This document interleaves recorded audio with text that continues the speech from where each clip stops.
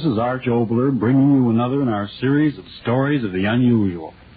And once again, we caution you, these lights-out stories are definitely not for the timid soul. So we tell you calmly and very sincerely, if you frighten easily, turn off your radio now.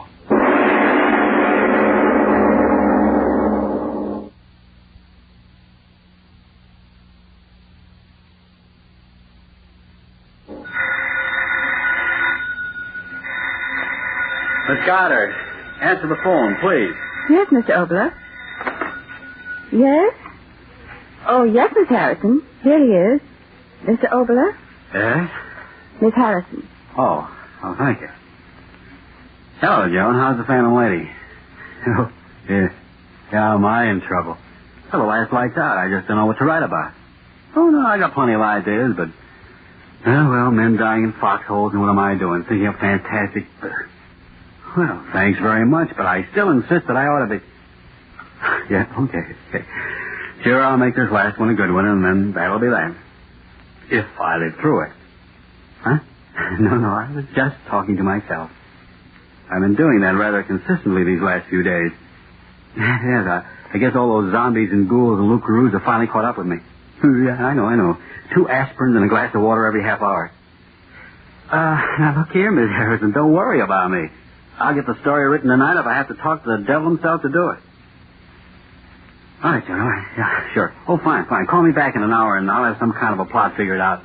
I hope. Give my regards to Norman. Talk to you later. Well, Miss Goddard, let's get to work. Yes, sir. What time is it anyway? 11:32. Sorry I have to keep you working so late? That's perfectly all right. I know you have to have that play done by tomorrow morning. I'm glad to help. You're an angel. Huh. Angel? That's a strange word to use here in this room where I've thought up so many demons and monsters. Tell me, or maybe you won't want to tell me. What, Mr. Obler? Working with me on these lights-out plays, do you ever get frightened? Well... You do, don't you? Yes, I do get frightened many times. Huh. There was a time I'd have found that very amusing, but not tonight. Is there something wrong, Mr. Obler? I don't know.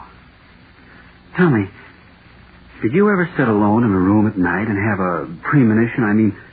Suddenly get the feeling that somewhere in the house, perhaps in the darkness in the next room, something was waiting, something of malignancy and evil? What's the matter with me? If I keep on talking like this, they'll be using me as Exhibit X in a psychopathic ward. Come on, let's get to work. Yes, sir. Let me see. We'll start out next week's play with the regular lights-out opening. Lights out, everybody. Chimes, later thing you think, gong. First character is named Hellman. Call him Hellman. Jack Hellman, H-E-L-M-A-N. 2 hours. Got that? Mm-hmm. He commits a murder and he, Oh, what's the use? I can't write another one of these things. Ghosts and groans and blood. I tell you, I can't do it. Mr. Obler. I'm sorry. Look here, Miss Goddard, you better run along. But aren't we going No, to... I just can't write any more tonight. But the cast, they'll be standing by. The rehearsal. Devil with the rehearsal. I'm not going to go insane writing these things for anybody. Now run along, please. Try to get some rest, and if you come back early in the morning, we'll see what we can do. Just as you say. Are you sure you're all right? Please go. All right. Good night. Good night. What's come over me anyway? Why did I tell her to go? I gotta write this play. Premonition. She must have thought I was getting soft. Who's there? Oh. Well, I am in bad shape. The wind rattles the window and lights out, author goes nuts. There's a headline for Variety. I gotta get down to earth. 11:45. Joan says she'd call back in an hour. I've got to have some kind of a plot by then. Let me see. How about a press agent named Black killing a man named White and black and white murder? Ooh, that corny. Maybe I could use a story about a Hollywood producer. Let's see, Johnny Hour.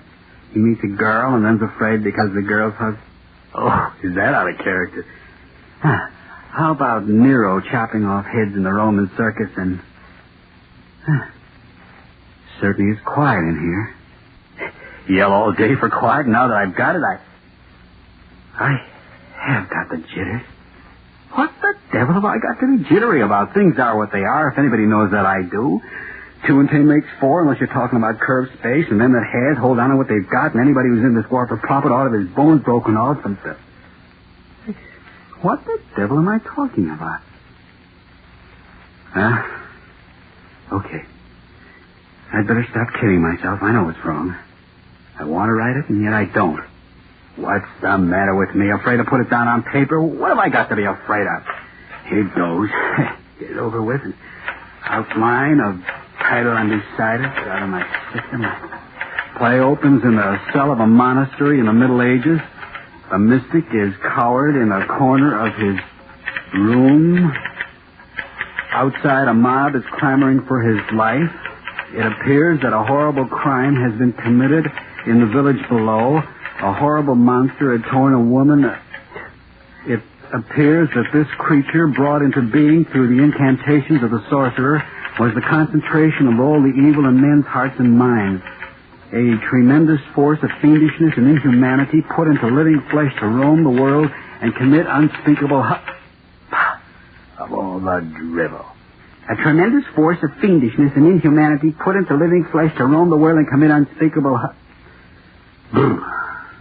Well, drivel or not, there it is on paper. Me own monster conceived in me own mind. Congratulations, Papa. Have a cigar. Conceived in my own mind. That's what that crazy monk said in that book Nat Wolf gave me. I wonder who gave Nat that book. Conceived in... Where's that book anyway? It ought to be... I even marked the page. And I say unto thee that if thou shalt be evil and do evil and think evil, and let thy mind rest upon this evilness in the light of day and in the darkness of night for 7 days and 7 nights, there may come into being a thing of evil, and it shall take the form of the evilness of thy thought. Written by a half-starved mystic more than 10 centuries ago, and I... Funny I should have thought of those words tonight. I've been thinking about them for a week. Shall take the form of the evilness of thy thought. 7 days and 7... Who's there? No!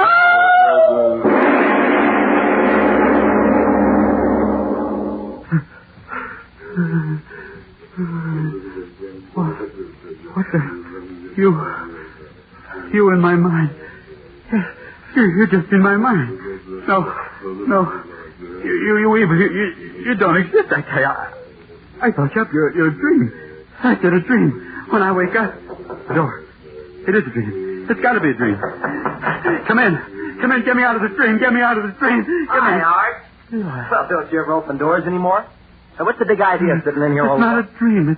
It's still... Hey, Art, what's cooking?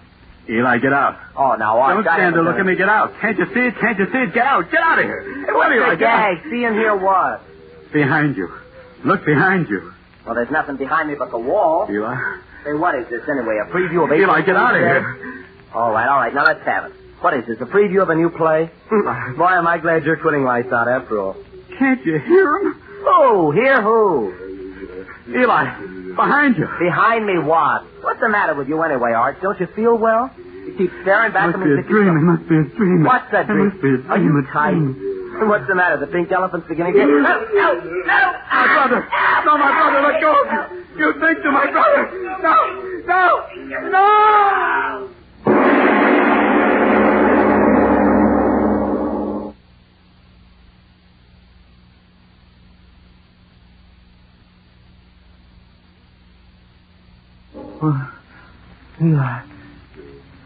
Eli? Oh, no. Eli. Operator, please. Send police right away, my brother. Please, send police. My brother. How much time we got to go on this shift yet, Joe? Hold it. Here comes Frank Sinatra again. Squad 39 and 48. Go to Ventura and Ragwood. Drunk making a disturbance. Claims his brother ate by a monster. Squad 39 and 48. Go to Ventura and Ragwood. Drunk claims brother ate off by a thing. ALTD signing off. I tell you, it's true, officer. It's true. My own brother, I saw it with my own eyes. All right. So you thought. Now take it easy, young fella. You're in a bad shape. I tell you, I'm not drunk. I'm as sober as you are. Now, don't get funny. You thick-headed fool. Look, it's there behind you. What? The thing, the monster. Look at it. Believe my brother. I've heard of them seeing snakes and pink elephants, but this is the first one I've seen this bad off, eh, Joe? What are you doing? Who's tight? Oh, you never can tell in the valley. There, the two of you. Can't you see him? Can't you see him? Over there in the corner. Hey, maybe we better take him down to the station, let him cool off in the can for a while, eh? Yeah. Stop staring at me, the two of you. Why won't you believe me? Why won't you believe me? Hey, Clarence. Maybe this guy's on the level. Oh, are you nuts, too? Something happened to his brother, there'd be someone around, wouldn't there? And there ain't nothing in this room. What have I done? What have I done? You've done? What do you mean? I thought of the monster. 7 days and 7 nights. See, Joe, the guy's nuts. Let's find out who he is. What's your name, young fella? Yeah, what's your name? Quiet down now. What's your name? Oh, what difference does that make? The thing that sits there and grins at me. Why don't you see it and help me? Come on now. What's your name? Let's have it. Opler. Oh, Eli. What's your business? What do you do for a living? Eli. Well? Radio. I write radio. What's the difference? Radio? Obler. Say, ain't you the guy that writes them screwy lights out things Tuesday night? Yes, help me. Please help me. Joe? What? Why, this is the guy that writes them ghost things I was telling you about. You know, over the radio. Obler. The guy who always makes his cops Irish. You get it? It's one of them gags, one of them publicity gags. Gags? Oh, you infernal... Now, wait a minute, fellow. Watch your tongue. I tell you, it's not a gag. It's here in the room. It has took my brother and it... There. Can't you hear it? Can't you hear it? Huh? It's laughing. An infernal laugh. Listen to it. Listen to it. It is later than you think. Okay, young fella. If it ain't a gag, you better take a bromo and go back to bed. Now, listen, we're going to hang around for a while, so take it easy. Come on, Joe, let's get out of here. No, wait. Wait. Don't let me down. It's here, I tell you. It's here. Don't let me. Oh. What'll I do? I got to get out of here. Yeah. That's it. I've got to get out of here and find someone who'll believe me. What? Oh, it won't let me out? No. Don't come near me. The police. They come back. Come in. Hi, Art. I was just riding by and I thought... No, Mercedes. Get out of here. Get out. What? No. Art, what's the matter? What are you staring at? Mercedes, believe me, you got to get out. You got to get out. No. Where's it? No. Help. No. Help. Oh, no. Please. No. Oh, no. Hey, what's going on here? Didn't we tell you to go to bed? Is that the way to act? We heard you screaming all the way down in the... Oh, no. Where did she come from? Her torn. Give me a gun. Huh? That thing in the corner there. Won't you look at it? Won't you believe me? Give me that gun. Get away from me. The gun, I'll shoot it. I'll shoot that. No, stand where you are. Let you have a slug. Huh? You got it coming to you, that girl. They'll burn you for it as sure as my name's Clarence McMinzer. And I'd like to be the guy that pulls the switch.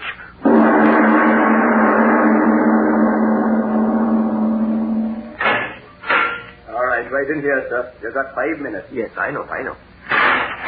Oh, Mr. Kenny. I've been waiting for you. I got here as soon as I could. Looks bad over there. Very bad. What do you mean? I didn't do anything. I tell you I didn't. Oh, yes. I know.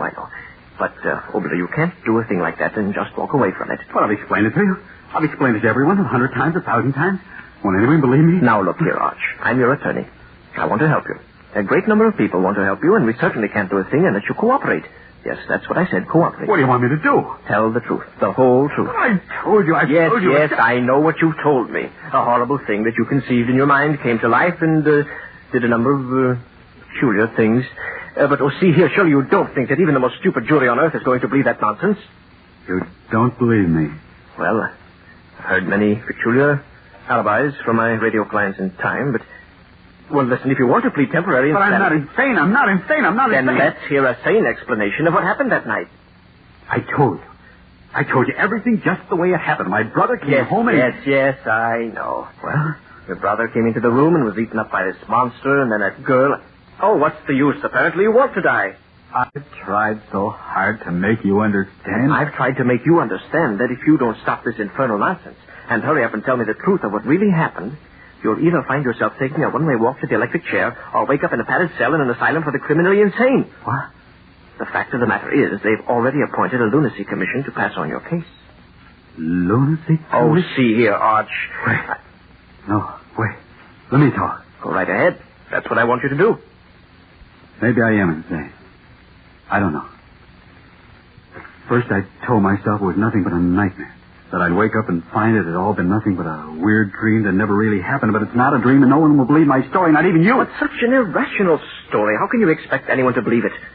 Now, take that part about your brother being devoured alive by this monster. It happened. It happened just as I said it happened. It's common knowledge that your brother is pre-induction vacationing up north with your mother. He came back. You mean they are coming back. I sent your brother a wire to come back and bring your mother home at once. They ought to be here today. My brother's dead. Well, that's your preposterous story. This monster who's supposed to have committed all these crimes. Where is he? Where did he come from? Where has he gone to? I don't know. Did the police see him? No. Did anyone see him? No. Oh, Arch, if you're going to think up an alibi to save yourself, for heaven's sake, think up a better one than that one. I'm not trying to think up alibis. I'm just trying to explain what happened to you and maybe to myself. I haven't believed much during my life, except perhaps that somewhere there was a power that went beyond life and death. What happened to me isn't explainable in any terms that you and I... But, Mr. Gang, I tell you it did happen. I thought of a monster for 7 days and 7 nights in my own mind. And like that prophet of the Middle Ages warned, the evil thing came to life, and yet only I could see it and hear it. And do you see and hear it now? No. That's what I can't quite understand. Perhaps the horrible thing only has life when I think about it intensely. That's it. It only has life when my thoughts give it life. Like an idea. Don't you see, Mr. Gang? Like an idea only exists when you think of it. Your thought gives it life. And that's the way it is with that terrible thing. Listen. Listen. Do you hear him? There he is in the corner. I tell you, he's there. Don't you hear it? Blubbering and slobbering. I see it now. I see it. You think? I'm not afraid of you anymore. You hear me? I'm not afraid. I'll kill you. Over. God! Help! I'll kill you. He's gone insane.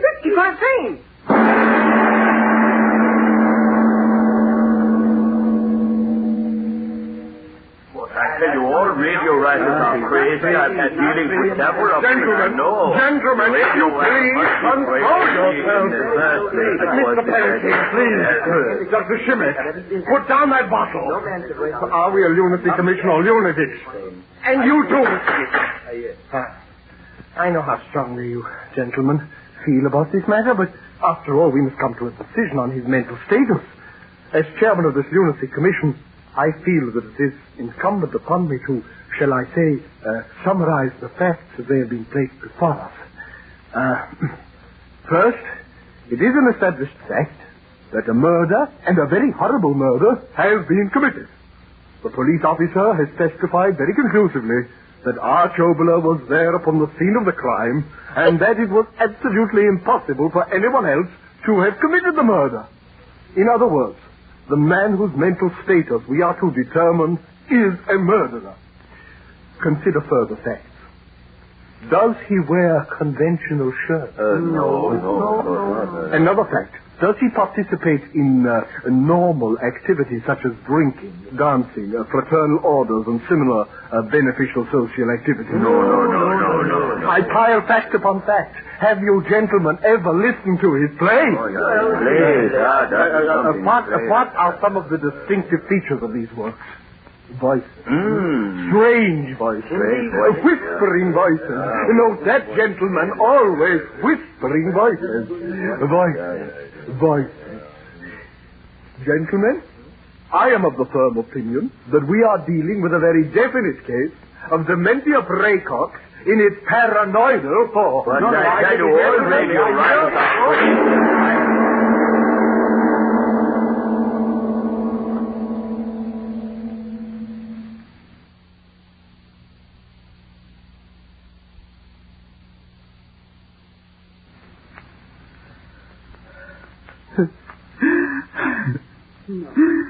No, Arch.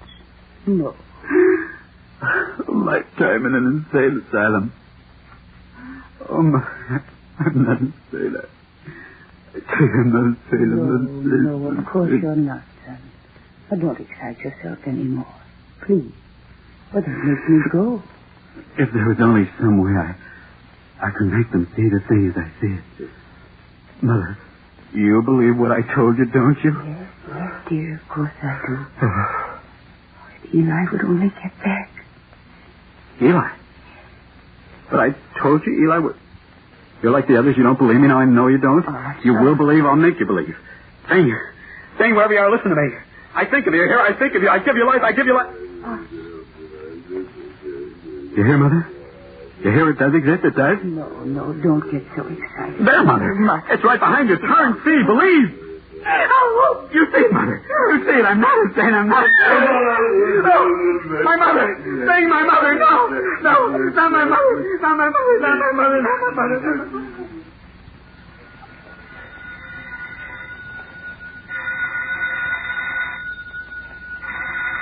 All right. Hello. Oh, yes, John. Midnight already? Yeah, I've been sitting here very comfortably, and I finally thought up the plot line, and believe me, it's quite a brainstorm. I die.